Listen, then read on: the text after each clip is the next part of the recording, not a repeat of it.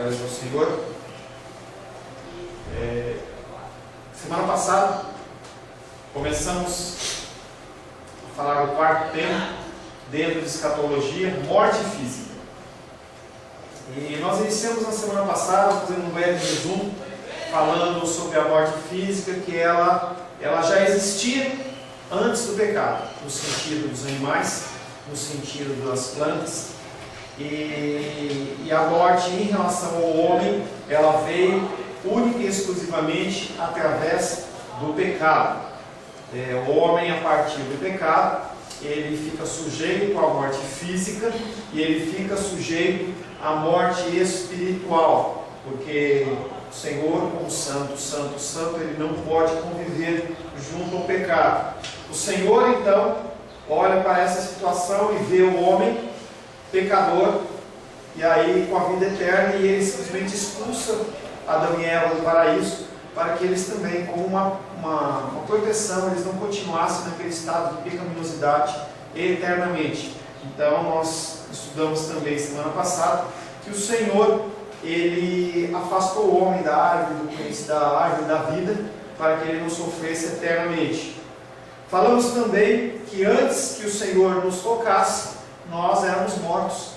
O pecado, ele nos fazia separação de Deus, e espiritualmente nós éramos mortos, não tínhamos acesso nenhum a Deus, porque o único acesso a Deus é Jesus Cristo. Jesus Cristo diz que Ele é o caminho, a verdade e a vida. Não há nenhum caminho a Deus que não seja através de Jesus Cristo. Você não tem acesso a Ele, em especial a partir do Novo Testamento.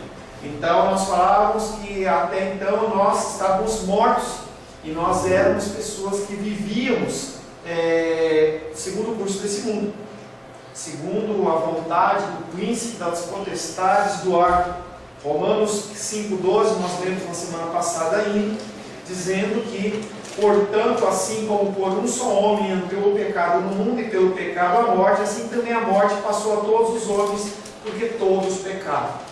Todo ser humano é pecador, independente se é bebê, se é criança, se é maior, se é menor. Há um entendimento que as crianças elas não pecam, e isso é uma mentira. E uma coisa que a gente nem percebe, como é que chama aquela roupinha que a gente dá para os bebezinhos recém-nascidos? Pagão. Por que ele é pagão? Isso aí já vem da igreja primitiva. As crianças, elas quando nasceram, já tinham entendimento que aquelas crianças, elas eram pecadoras. E elas tinham uma roupinha delas, que não sei quando que foi instituído, mas quando você entrega para a criança, você dá para ela um pagãozinho, porque ela é pagã. Tá? Abra a palavra de Deus em Romanos 8, versículo 10.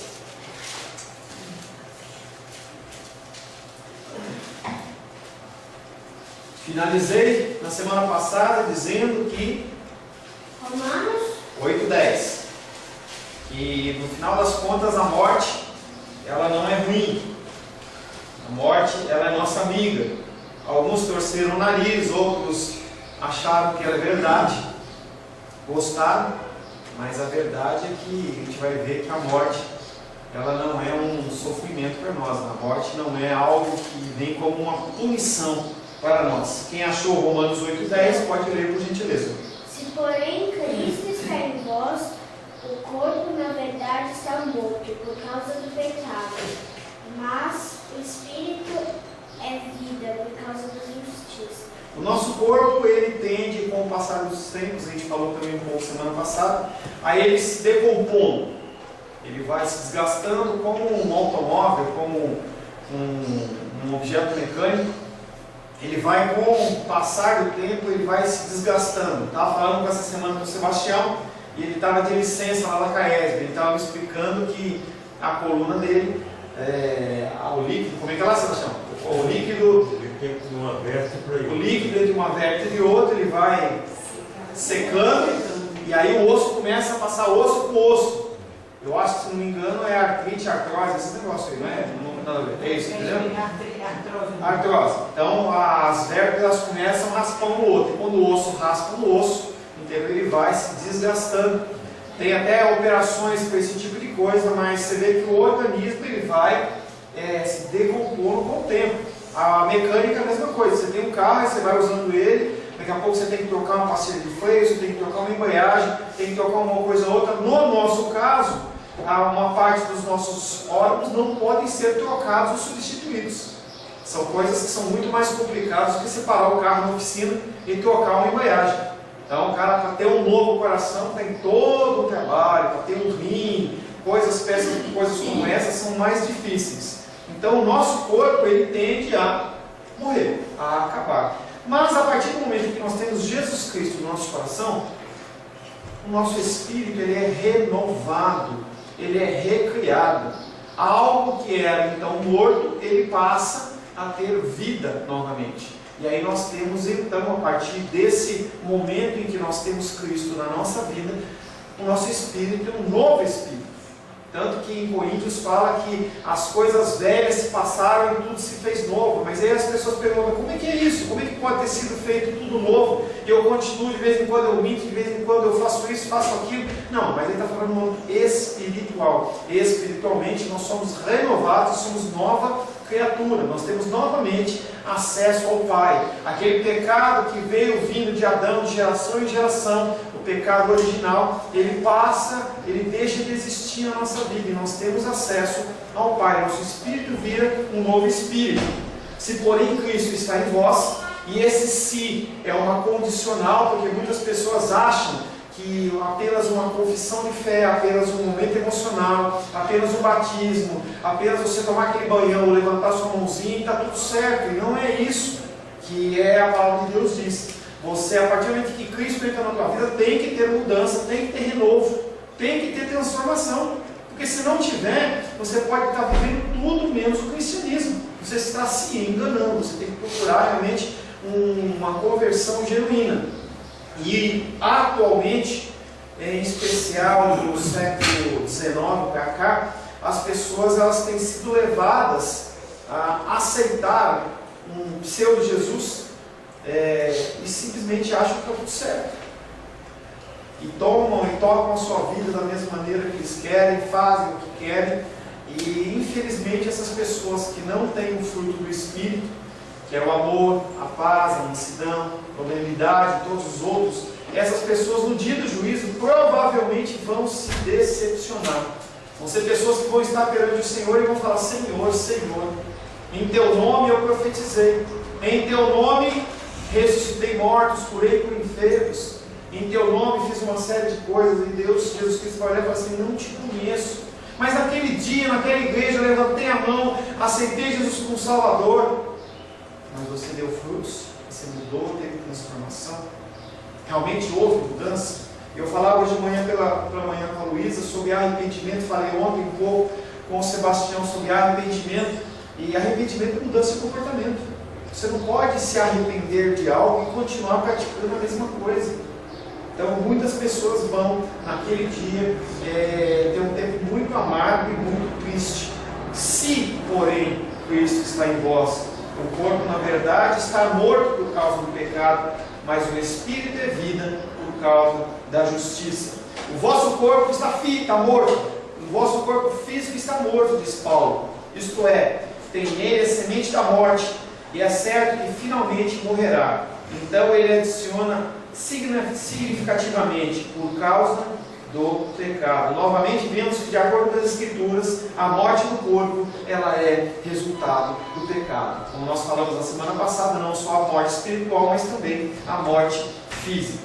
Tendo considerado a conexão entre a morte e o pecado, nós temos que prosseguir atentando para a luz, para a morte, à luz da redenção. E aí a gente não tem que se fixar apenas na morte no sentido físico e espiritual, mas sim também, agora nós temos como cristãos olhar para essa morte com o efeito redentivo que ela vai trazer sobre as nossas vidas. A Bíblia ensina que Cristo veio ao mundo para conquistar e destruir a morte. O autor de Hebreus diz o seguinte, abra aí Hebreus capítulo 2, versos 14 e 15.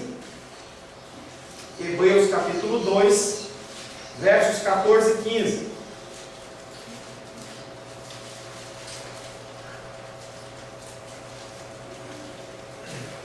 Visto como os filhos participam da carne e do sangue, também ele participou das mesmas coisas, para que, pela morte, aniquilasse o que tinha o império da morte, isto é, o diabo. Continua. E livrasse Todos os que, com medo da morte, estavam por toda a vida sujeitos à servidão. Ontem perguntava, pergunto de novo: quem é santo aqui? Quem é santo? Pode levantar a mão? Se você é santo, levanta a mão. Quem é santo? Santo são separados. Você é de Cristo ou não é de Cristo? Amém. Se você é de Cristo, você é. Parece uma palavra forte, né? Porque quando a gente fala em santo, a gente pensa num santo da Igreja Católica. Mas na verdade, a palavra de Deus diz que todos aqueles que são separados por Deus, todos aqueles que são separados como os filhos e filhas dele, todos aqueles que têm Cristo no coração, eles são santos. Mas que isso são santificados através do sangue do Cordeiro. Então sim, se você é salvo, você é santo. E aí ele fala nesse texto que os filhos têm participação, e aí está falando dos salvos. Os salvos, eles têm participação na carne e participação no sangue. Também, desses também ele igualmente participou. Cristo, ele se faz carne e ele se faz sangue, para que através da sua morte, ele destruísse aquele que tinha o poder da morte. Ou seja, até a morte de Cristo, quem tinha o poder sobre a morte era Satanás, o diabo. Mas, a partir da morte, ele destrói, ele livrou todos que pelo pavor da morte estavam sujeitos à escravidão por toda a vida. Nós, enquanto vivendo, entendeu? Não queremos morrer. O certo é a gente continuar querendo viver, a menos que você tenha alguma dificuldade, alguma coisa, mas naturalmente a pessoa, ela quer viver, a menos que ela tenha um tipo de enfermidade, ou espiritual, ou emocional, ou física. O desejo do ser humano é romper em fé e viver, tá? Mas essa sombra da morte, ela nos persegue. Então, eu lembro que um ano e pouquinho atrás, a gente estava lá com a titia lá no hospital, e ela passou um mês e quanto? Um mês? Passamos um mês no hospital, e sinceramente eu achei que ela ia morrer. E eu via que pela situação que ela estava, ela também desejava a morte. Ali estava um negócio horrível. Era sofrimento em cima de sofrimento em cima de sofrimento. Mas o Senhor, o Senhor dá uma continuidade de vida. É uma sombra que vive sobre nós até o momento em que nosso tempo aqui nessa terra se findar. Essa sombra, ela vai estar sobre a nossa vida. Uma vez que foi através da tentação do diabo que a morte do homem veio ao mundo, pode ser dito aqui que do diabo, que ele tinha o poder da morte. Cristo, entretanto, assumiu a natureza do homem e morreu por nós, a fim de que, pela sua morte, pudesse destruir o poder da própria morte. O Novo Testamento ensina claramente que foi através da sua ressurreição dos mortos que Cristo conquistou a sua grande vitória sobre a morte. Romanos capítulo 6, versos 8 e 9. Romanos capítulo 6, versos 8 e 9.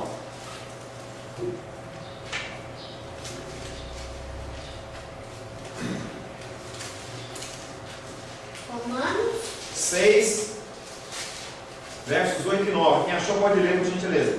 Ora, se já morrimos com Cristo, cremos que também com ele viveremos, sabedores de que, havendo Cristo ressuscitado dentre os mortos, já não morre, a morte já não tem domínio sobre ele. Ora, se já morremos com Cristo, ou seja, se Cristo ele vive no seu coração, se você já é uma pessoa separada do Senhor, se você já é santo, entendeu?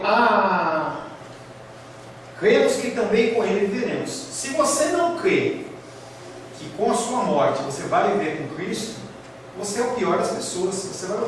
Para que você está vivendo? Imagina você passar uma vida inteira aguardando a volta de Cristo, ou a morte para você ir junto com Ele, e você não tem certeza. Às vezes você pergunta a uma pessoa: você é salvo? Você vai viver com Cristo? Não sei. A dúvida é uma coisa que corrói o nosso coração. Você tem que ter essa certeza no coração, sempre vivendo, procurando viver em novidade de vida, sempre procurando viver, crescendo na presença do Senhor, mas essa certeza no teu coração, ela tem que existir. Ora, se já morremos com Cristo, é uma certeza, a palavra está dizendo para você: ora, se já morremos com Cristo, cremos que também com Ele viveremos, sabedores que, havendo Cristo ressuscitado dentre os mortos, já não morre. A morte já não tem domínio sobre ele. Não tem domínio sobre Cristo, não teve e não tem domínio sobre vocês, nem sobre mim. Nós, como salvos, não estamos sujeitos à morte, porque Cristo, em sua ressurreição, Ele já nos livrou desse peso, já nos livrou desse jugo. A conquista da morte, portanto, deve ser vista como uma parte essencial da obra redentora de Cristo. Então não tem como você ser redimido, não tem como você viver com Cristo sem passar pela morte, ou passar por essa transição. As pessoas, elas fogem da morte, as pessoas têm medo da morte. As pessoas, quando falam de morte, a pessoa fala assim: é coisa negativa, não vamos ficar falando disso não, que parece que atrai. Não, querido, a morte é uma coisa que você tem que começar a olhar como um fim da sua vida carnal, nesse mundo pecaminoso. Um breve momento, uma breve transição em que você vai passar a viver com o seu Salvador, e você vai encontrar sim os seus, tanto os que não morreram ainda, como os que já morreram, que são salvos em Cristo, na glória. Então é uma felicidade que a gente tem que ter. A conquista da morte deve ser vista como uma parte essencial da obra redentora de Cristo. Cristo não redime seu povo apenas do pecado, seria muito pouco. Ele não apenas nos livrou do pecado, Ele também nos redime dos resultados do pecado, porque o salário do pecado é a morte. E aí não está falando só de morte física, está falando de uma morte eterna, uma morte espiritual, em você passar de eternidades em eternidades em eternidades em um sofrimento, com pranto e ranger de dentes. Então, quando o Senhor nos livra do pecado e também do salário do pecado, nos livra do juízo que deveria ser decorrente do pecado. Ele não nos redime, não redime seu povo apenas do pecado, Ele nos redime também, Ele nos redime dos resultados do pecado, e a morte é um deles. 1 Timóteo 1,10. 1 Timóteo 1,10. 2 Timóteo 1,10.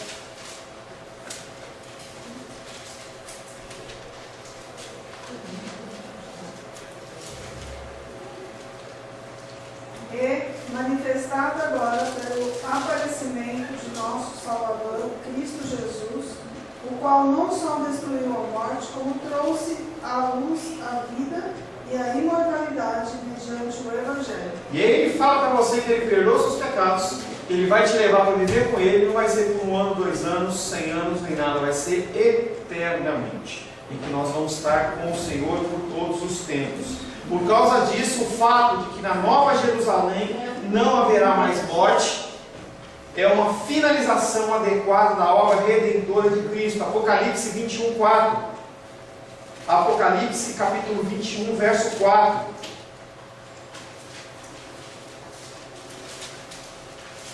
Vem confirmar esse tempo eterno. Esse tempo eterno na presença do Senhor.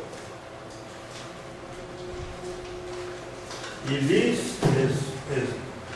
enxugará dos olhos toda lágrima, e a morte já não existirá. Já não haverá luto, nem pranto, nem dor, porque as primeiras coisas passaram.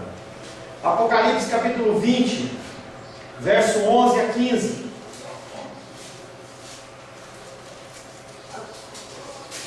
Apocalipse 20, versos de 11 a 15. Vi um grande trono branco e o que estava sentado sobre ele, de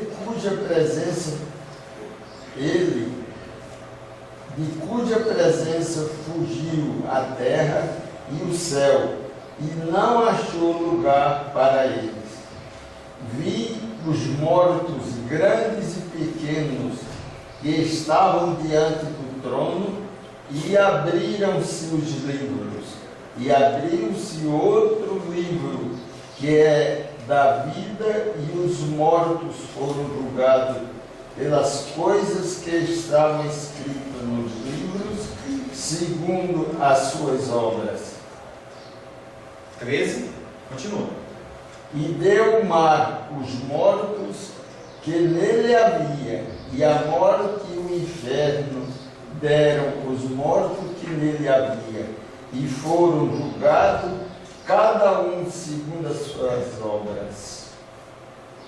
Continua, irmão Cláudio, que é o 15. E a morte e o inferno foram lançados no lago de fogo. Esta é a segunda morte. E aquele que não foi achado escrito no livro da vida foi lançado no lago de fogo. Esse texto que nós lemos, de Apocalipse 20, do verso 11 ao 15, se refere aos salvos ou aos não salvos? Não salvos, querido. Você não vai fazer parte disso. Você não vai fazer parte disso. Vi um grande trono branco e aquele que nele se assenta, falando de Cristo, cuja presença fugiram terra e o céu, e não se achou lugar para eles. Vi também os mortos. Você não está morto, você está vivo em Cristo. Aleluia! Amém. Glória a Deus!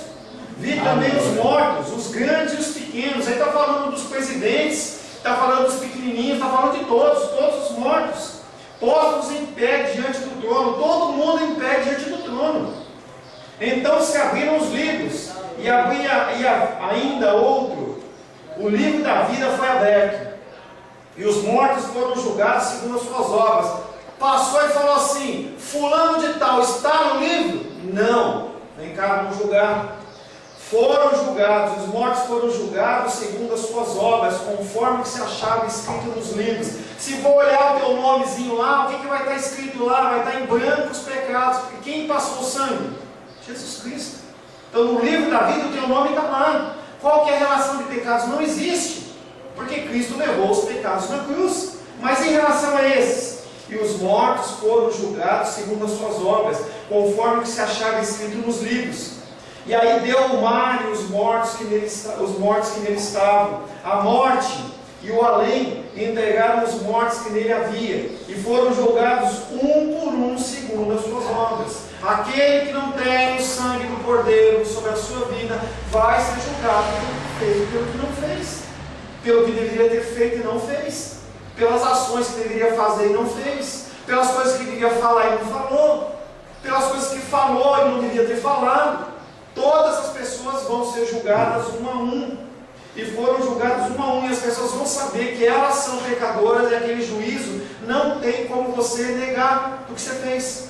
As pessoas vão estar perante Deus, talvez gaguejando e falando assim: não, mas não tem mais, olha aqui, não, mas eu fiz isso, não, você não fez, você fez por causa disso, e vai ser mostrado as provas. Hoje, nos julgamentos, os advogados eles conseguem maquiar, as pessoas conseguem perverter as leis, mas naquele momento não vai ter essa perversão, porque o Senhor ele é conhecedor de todas as coisas. E o texto diz: e foram julgados um por um, segundo as suas obras. Eu quero que você imagine essa quantidade de pessoas, e um por um sendo julgado e lançado no fogo. Imagina a ansiedade e a angústia daquelas pessoas, porque naquele momento as pessoas vão começar a pensar: poxa, o que eu fiz, o que eu não fiz? Talvez os advogados começassem a montar na sua cabeça alguma defesa, alguma coisa, mas um a um vão caindo, um a um vai sendo lançado fora.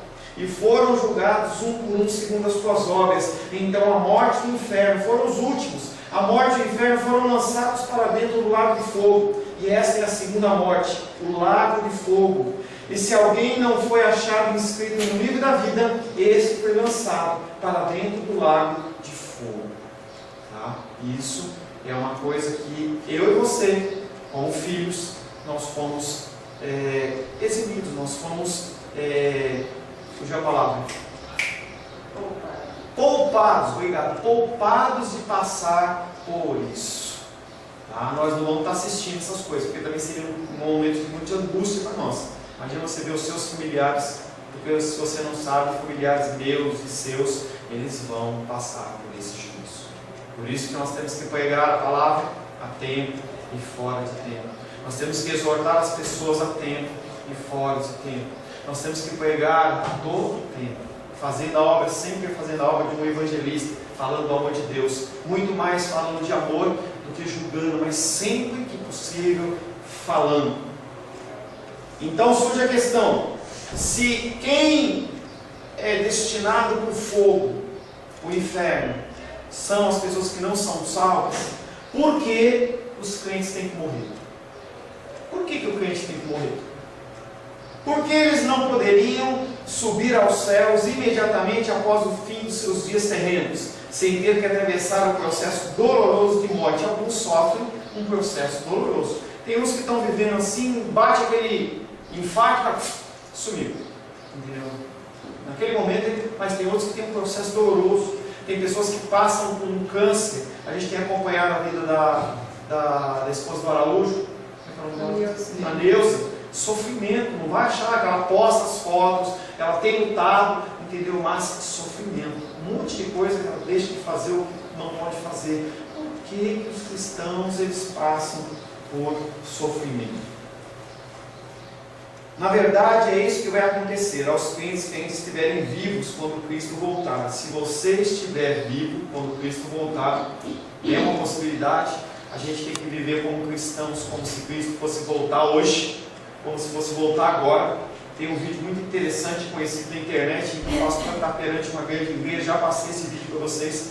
Ele está perante a igreja e ele está com a Bíblia dele aberta e ele começa a falar assim: porque Jesus Cristo, ele poderia voltar no próximo mês, ele poderia voltar na próxima semana, ele mesmo poderia voltar nesse dia, a hora que ele acabar, mas um trovãozão, né? Daqueles bem forte, e aí a Bíblia cai no chão assim, pá!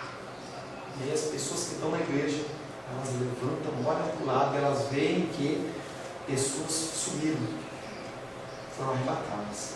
Ali, de um grupo de 200 pessoas, ficam umas 10. Eu, infelizmente, acho que vai ser um pouco mais de pessoas que vão ficar. Mas, independente do número de pessoas que vão ficar, as pessoas ficaram desesperadas. Porque naquele momento caiu no coração delas a certeza de que aquilo que estava sendo pregado é real. A gente canta aquela música, é real, e é real. Parece que nós vivemos um outro mundo, nós vivemos a contramão do mundo. Essa semana comentei com algumas pessoas sabem, o pastor Ayrton, ele fez um seminário de uma semana, ensinando, capacitando conselheiros a lidarem com homossexuais que assim desejassem sair daquela vida. Tem que tomar cuidado, está na filmadora, tem que tomar cuidado com o que você fala, né? Saísse daquela vida, mas de uma forma espontânea. E aí aquilo começou a andar na internet caiu lá no ouvido do John Willis. Ele é o deputado lá, homossexual. E ele ficou irado, e as pessoas começaram a bombardear o Facebook da CEBI, do pastor Ayrton, com palavras de baixo calão, falando um monte de coisa, ligando lá, eu quero fazer um curso para cura gay, e nada de, não sei o quê. E aí o John Willis postou uma coisa lá no Facebook para o Ayrton, e o Ayrton respondeu com muita sabedoria, e ele falou assim, eu vou fazer uma intimação, fazer uma representação do Ministério Público contra você.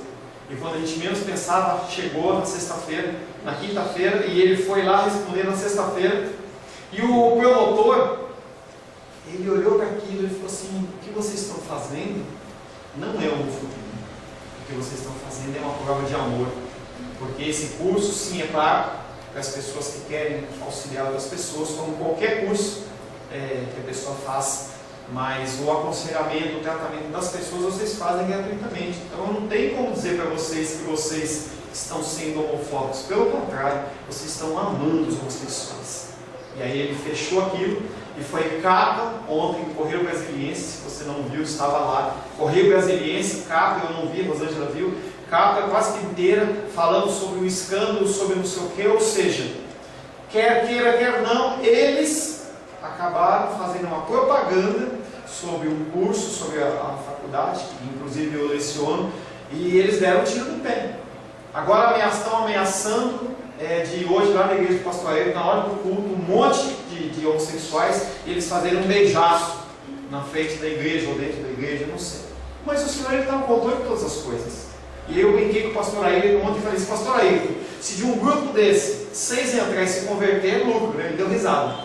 Entendeu? Porque está sujeito, nós estamos sujeitos a esse tipo de coisa. Quando nós nos posicionamos, nós estamos sujeitos a enfrentar as coisas do mundo. Isso é normal. Se você não tem tido nenhum tipo de perseguição, é porque você está na sua zona de conforto. O mais tranquilo e confortável é você ficar quietinho no seu canto. Quando nós nos posicionamos, nós podemos levar pessoas a Cristo, mas também pessoas vão nos perseguir. Continua a perseguição no Oriente Médio. Se você recebe o meu e-mail diário, você vê lá que tem a perseguição da igreja primitiva, tem pessoas que estão morrendo, tem pessoas que estão sendo refugiadas, pessoas que estão sendo queimadas, apedrejadas. As pessoas estão passando por isso. Sebastião estava falando na quarta-feira no culto de oração que um pai ele estava enterrando a filha viva. O outro lá, entendeu, estava matando as pessoas porque estavam criando pombo e era contra a religião muçulmana. Então as pessoas elas têm sido cada vez mais radicais nos seus pensamentos. Por que nós cristãos não temos que nos posicionar? Nós temos que nos posicionar sim. Na verdade, o que vai acontecer quando Cristo voltar é que as pessoas que estão mortas, elas vão subir com Cristo.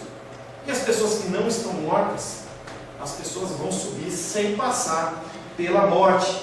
1 Coríntios, capítulo 15, verso 52. 1 Coríntios, capítulo 15, verso 52.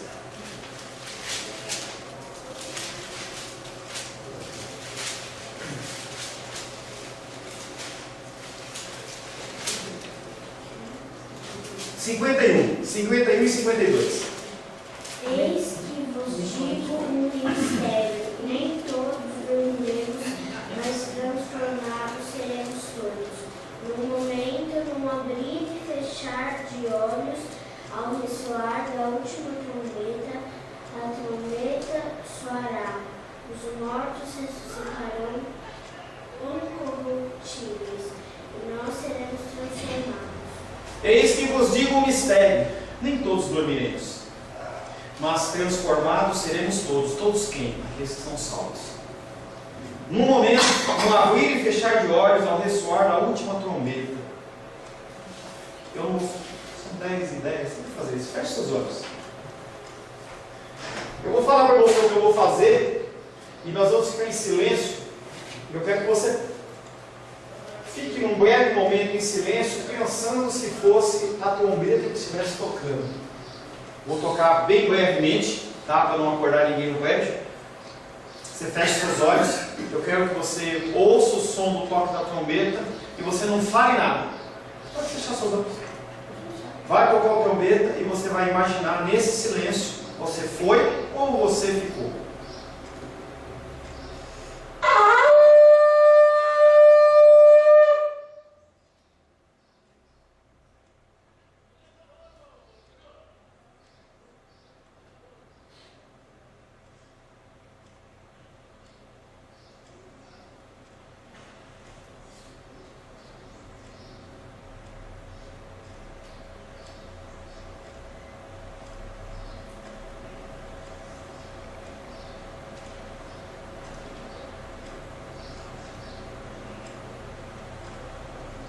Amém?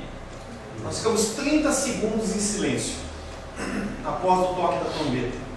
Eu não sei qual o sentimento do seu coração, mas parece que esse tempo não está acabando nunca. Esse tempo de ficar com os olhos abertos, parece que dá aquela vontade de abrir o olho e pôr a mão no irmão do lado assim e falar assim: o irmão está vivo? O irmão está aqui? Será que eu fiquei 30 segundos? Imagina a gente fazer isso, um exercício desse, e ficar 1 hora. As pessoas começam a entrar em pânico, as pessoas começam a ficar preocupadas, porque começa a gerar no coração dela uma série de dúvidas. Pode abrir seus olhos. A resposta para a pergunta: por que os crentes morrem? Nossa morte, ela não é uma satisfação dos nossos pecados. mas é apenas o morrer para os pecados e entrar na vida eterna. É uma bênção, é uma coisa boa. A morte, quanto mais concisa possível, ela nos leva na presença do Senhor. Enquanto para as pessoas que não têm Cristo, a morte, ela é aquela que vai levar de frente o juízo, mesmo que eles não saibam.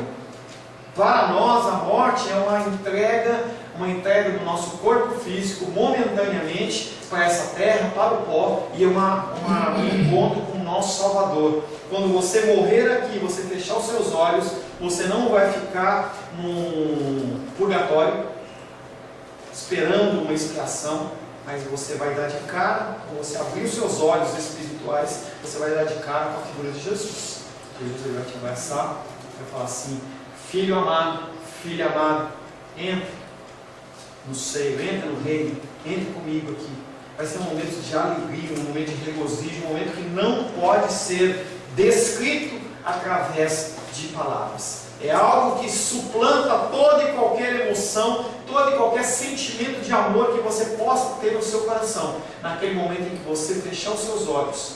E tem muitos e muitos testemunhos de cristãos que, quando eles estão morrendo, eu lembro que a mamãe do pastor Jonas, ele contava que ela estava falecendo, os filhos estavam em volta da cama, fazem mais de 20, 30 anos. O pastor Jonas morreu já tem uns 6, 7. E ela me falava que... Não tem isso não? Não, o pastor Jonas morreu 6, não tem mais 2 anos, desculpe. O pastor Jonas morreu tem 2 anos, desculpe. Entendeu? Desculpe. O pastor Jonas morreu tem 2 anos, mais ou menos, e a mãe dele morreu por volta de mais uns 20. E ele dizia que ele estava em volta na cama, e a mãe dele cantava os hinos, e ela olhou para ele e falou assim: agora, meu filho, eu vou embora, eu vou me encontrar com o meu Salvador. E ela fechou os olhos e ela repousou e dormiu. E foi um momento de muita alegria. E a gente vê que nos velórios dos cristãos, pelo menos dos verdadeiramente cristãos, você tem a tristeza, e é natural e é normal, você tem direito ao luto, entendeu? A sentir. Não tem isso da pessoa não poder chorar, a pessoa não poder sentir. Isso é um roubo, entendeu? Porque a palavra de Deus diz que nós temos que ter um tempo de luto, de choro. Naquela época, quando eles morriam, entendeu? Contratavam até as mulheres, as viúvas carpideiras, elas ficavam chorando, as pessoas choravam, e as mulheres andavam, os homens andavam de negro, em especial as mulheres andavam de luto com banho há muito tempo, entendeu? Mostrando a tristeza do seu coração. É digno você sentir essa dor, tá? Mas você não vê desespero, você não vê as pessoas desesperadas arrancando o cabelo. E aí, quando você vê num enterro cristão as pessoas cantando hino, as pessoas que não são cristãs, elas não entendem aquilo. As pessoas olham e falam: esse cara está ficando louco, o cara acabou de morrer. Até tem uma coisa interessante nos Estados Unidos que eu ainda não consigo me ver nisso, mas as pessoas nos Estados Unidos, quando tem uma morte, eles se reúnem depois e eles vão comer, eles vão jantar, e é aquele comidão, entendeu? As pessoas ficam e conversam. Os enlutados estão sofrendo, você vê pela fisionomia das pessoas, mas a maioria está ali comendo, a pessoa está ali, entendeu? Eles acabam tendo um tempo de lembrança do que o morto fez de bom, e não um regozijo naquilo que ele morreu, que ele foi ruim. Então eles se alegram.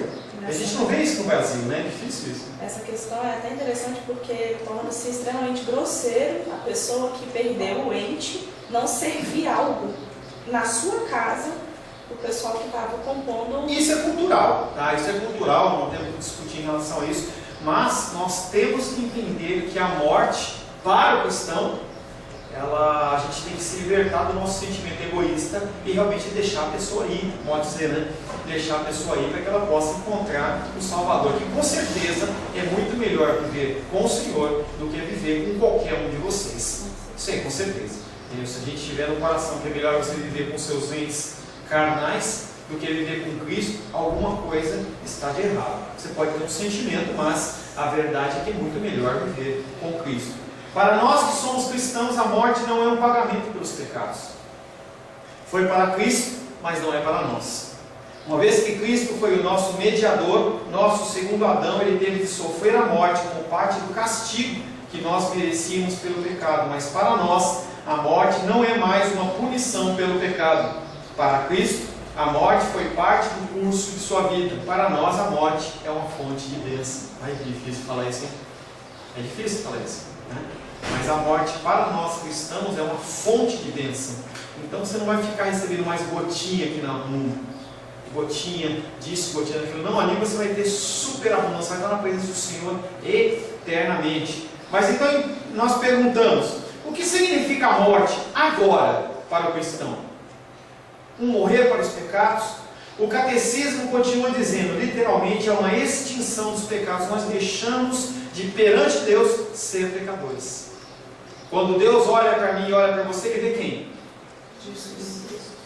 Se ele não vê Cristo, você não é da filha, não é adotado, você não está na família. Eu dava um exemplo ontem, que é o seguinte, eu vejo na casa da Dinha que a casa dela é muito aberta para as pessoas, muitas pessoas, sempre que você vai lá tem alguém, sempre tem alguém lá, às vezes tem um, tem outro, tem gente da família, tem gente que não é da família, de vez em quando a Lúlia vai lá também. São pessoas que são muito bem tratadas, são muito bem cuidadas, mas não são filhos. É diferente, é diferente. Ela cuida com muito amor, cuida com muito carinho. A comida que ela serve para os filhos dela, ela serve para as pessoas que estão de lá. As pessoas são tratadas com maior atenção, mas não são? Não são filhos. É diferente. É diferente.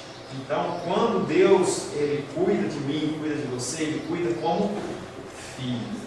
Essa falácia, essa mentira de que todos são filhos de Deus, não são de Deus. Não são.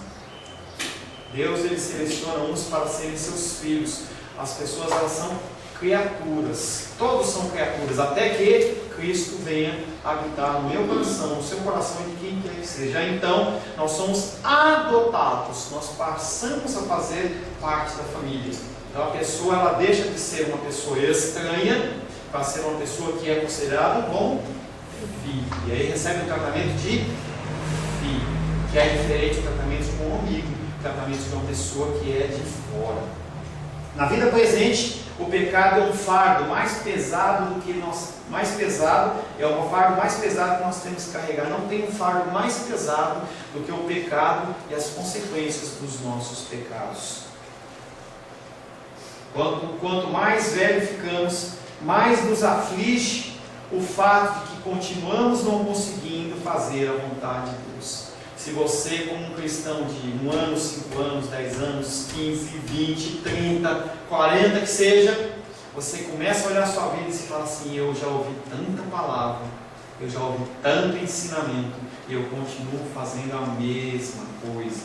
Em Romanos 8, 23 diz, e não somente a criação, mas também nós que temos as primícias do Espírito, igualmente gememos em nosso íntimo, aguardando a adoção de filhos, a redenção do nosso corpo. Mas a morte trará um fim ao ato de pecar. Depois que nós ressuscitarmos em Cristo, não haverá mais pecado. O nosso corpo, que é um pecado, um corpo corruptível, ele vai deixar de ser um corpo corruptível para ser um corpo semelhante ao corpo de Cristo, um corpo incorruptível. Mas a morte trará um fim ao ato de pecar. Note como o autor de Hebreus escreve a comunhão daqueles que estão agora nos céus. Hebreus capítulo 12, versos 22 e 23 diz, mas tendes chegado ao monte Sião e à cidade de Deus vivo, a Jerusalém celestial e a universal assembleia e a igreja dos primogênitos arrolado nos céus e aos espíritos dos justos, dos santos que foram aperfeiçoados. Paulo de fato nos conta que Cristo amou a igreja e a si mesmo entregou por ela. Abra aí Efésios capítulo 5, versos 26 a 27. Efésios capítulo 5, versos 26 e 27.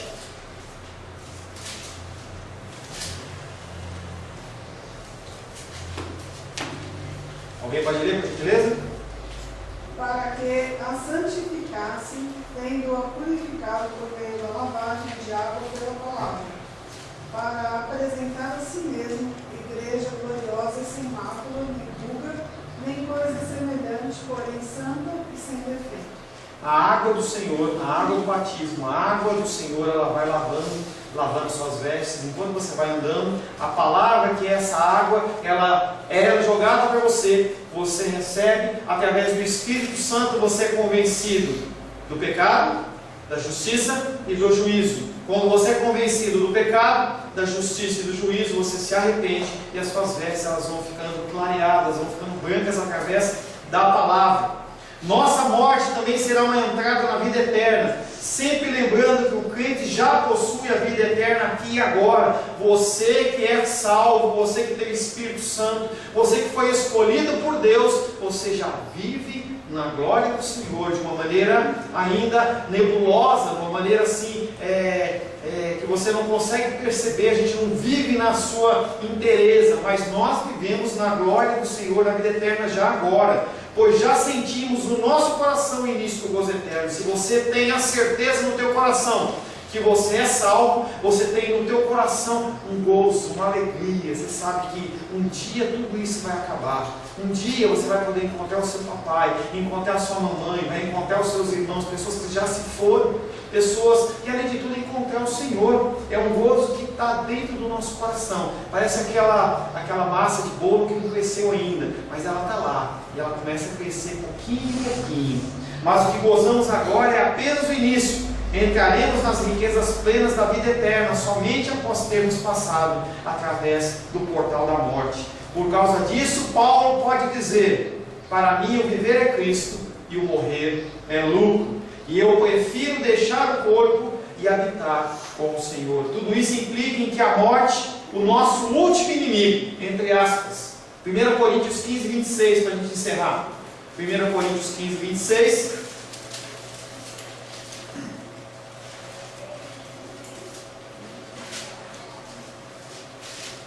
O último inimigo a ser destruído é a morte. O último inimigo, entre aspas, porque nós temos entendido que ele é inimigo daqueles que não têm Cristo. Aqueles que têm Cristo têm que olhar para a morte como uma fonte, uma portal, uma bênção que nós vamos acessar.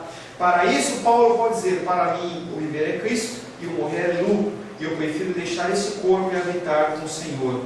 Através da obra de Cristo, a morte ela deixa de ser a nossa inimiga para ser a nossa amiga. O nosso oponente mais temível, aquele que ninguém pode vencer, foi vencida por Cristo. Ela veio para ser para nós como um celo. Ela passa a ser uma ponte, ela passa a ser um portal para que nós possamos desfrutar da felicidade celestial. A morte para o cristão, portanto, não é um fim, mas é um glorioso começo. Amém? Feche seus olhos. Senhor, em nome de Jesus, queremos agradecer a Ti, porque podemos entender que a morte ela é algo que para muitos gera tristeza, gera medo, mas nós temos entendido que a partir da Tua morte, da Tua ressurreição, essa morte não tem mais efeito sobre as nossas vidas. Ela funciona assim como um servo para nós, um canal, um portal para o qual nós podemos entrar no Teu reino dos céus e encontrá-lo, Pai querido, e viver a eternidade ao Teu lado. Por isso, Pai querido, nesse momento nós queremos inclusive glorificar o Senhor pela nossa morte por vir. E nesse momento, Pai querido, queremos entregar a nossa vida para que nós possamos viver em excelência, viver, Pai querido, o máximo e o melhor possível, glorificando e exaltando o Teu nome. Em nome de Jesus. Amém.